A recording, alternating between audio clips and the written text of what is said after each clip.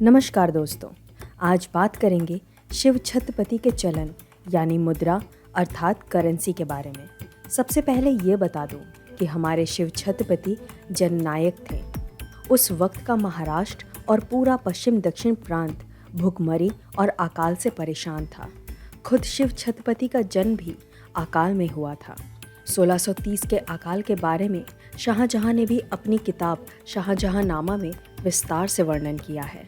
उन्होंने ये तक लिख दिया था कि भुखमरी इतनी बढ़ गई थी कि लोग मरे हुए परिजनों के मांस के टुकड़े खाने को भी मजबूर हो चुके थे। शिव छत्रपति ने न सिर्फ दुश्मनों का सामना किया बल्कि घरेलू कलेश और नैसर्गिक बाधाओं के लिए कार्य करके दिखाया। वे जिस गांव को जीतते थे वहां सबसे पहले कुआं खोदने का काम करते थे। लोगों की सहूलियत का विचार करने वाला राजा इस देश को मिला था। ये कोई आम बात नहीं थी। जिसने खुद के लिए महल भी नहीं बनवाया, जिसने खुद की सुख सुविधा का विचार किया नहीं, ऐसा महाप्रतापी राजा भारत खंड को शायद ही मिला होगा। और क्या होगा अगर हम ये कहेंगे कि शिव छत्रपति ने बेहद ही कम मात्रा में खुद के नाम से करेंसी जारी की थी। आपको ये बात बकवास लगेगी, पर यह सच्चाई है। आज ऑनलाइन और फेसबुक के माध्यम से शिव छत्रपति के नाम से जो सिक्के बेचे जाते हैं वो 100% फर्जी होते हैं। शिव छत्रपति ने खुद से जारी किए हुए सोने के सिक्के में से एक सिक्का भारत इतिहास संशोधक मंडल इस संस्था के पास है। इस संस्था का संग्रहालय पुणे में है। बाकी जो कॉपर मेटल के सिक्के थे उन्हें तो पेशवा भी जारी करते थे। उन पर भी श्री राजा शिव छत्रपति लिखा जाता था। और 1857 के युद्ध के बाद अंग्रेज़ों ने इन्हीं सिक्के को लोगों से ज़बरदस्ती छीना था। लेकिन जो सोने के सिक्के थे उनका प्रसार 17वीं शताब्दी में ही रुक गया था। सोने के उन सिक्कों को होन कहा जाता था। शिव छत्रपति ने बहुत ही कम संख्या में अपने नाम से सोने के सिक्के जारी करे थे और इतिहासकारों के अनुसार उस जमाने में मरे हुए राजाओं ने जारी करे हुए सोने के सिक्के का इस्तेमाल होता था। जैसा कि आदिल शाह, अहमद शाह, गोलकोंडा के सुल्तान, मुगल, अंग्रेज और पोर्तुगीज द्वारा लाए गए सिक्कों का प्रचलन हुआ करता था। और सिर्फ शिव छत्रपति ही नहीं बल्कि गोलकोंडा के सुल्तान भी आदिल शाह के सिक्के चलाते थे और आदिल शाह के सुल्तान भी गोलकोंडा के सिक्कों का इस्तेमाल करते थे। और तो और मुगलों द्वारा जारी किए हुए सिक्कों की भी बड़ी डिमांड हुआ करती थी। पर ऐसा क्यों एक राजा दूसरे राजा के सिक्के चलाता था? दरअसल आपको ये समझना है कि सिक्कों का मूल्य उसकी कीमत से जुड़ा हुआ था। उस वक्त धातु की एक स्पेसिफिक वैल्यू हुआ करती थी। आप खुद सोचिए, आपको पता है कि सोना ज़मीन से निकलता है, तो क्या आप ज़मीन खोदने लगते हो? जो सोना पहले से उपलब्ध है उसे खरीदा जाता है। उस वक्त भी यही होता था। हर राजा के पास एक जोहरी हुआ करता था। वो सिक्कों की जांच करता था। सोना और पीतल के सिक्के दिखने में एक जैसे होते थे, उन्हें पहचानने में जोहरी गलती कर नहीं सकता था।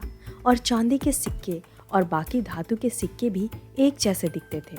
और आपको ये भी समझना है कि उस वक्त सोने के सिक्के के अलावा बाकी धातुओं के सिक्के भी चलते थे, पर सोने के सिक्के को होन बोला जाता था और होन का मूल्य सबसे ज़्यादा होता था। एक दूसरे के राज्य में उत्पादनों का लेन देन चलता रहे, इसलिए भी एक राजा दूसरे राजा के चलन चलाता था। एक सिक्के का जितना दूर तक जाना उस राजा की महानता का एक प्रतीक भी माना जाता था। जैसे कि छत्रपति शिवाजी महाराज ईरान देश के सिक्के भी चला लेते थे। इससे ये पता चलता है कि भारत के पश्चिम दिशा में ईरान नामक एक देश है। आदिल शाह के दूसरे नंबर के सुल्तान ने तो एक गजब कारनामा किया हुआ था। उसने 9 सोने के सिक्कों को दबवाकर एक बड़ा सिक्का जारी किया था जिसे नवरस कहा जाता था। आपको ये भी बता दूं कि इब्राहिम आदिल शाह दूसरा सरस्वती को पूजता था। उसे कविताएं रचना अच्छा लगता था।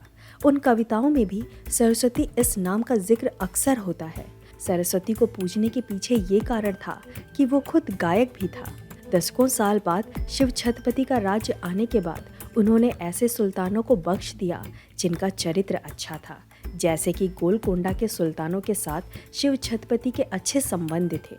यहाँ बात सुल्तानों के सिक्के की हो रही है तो अंग्रेज लोगों के खूबसूरत सिक्कों का जिक्र ज़रूर होना चाहिए।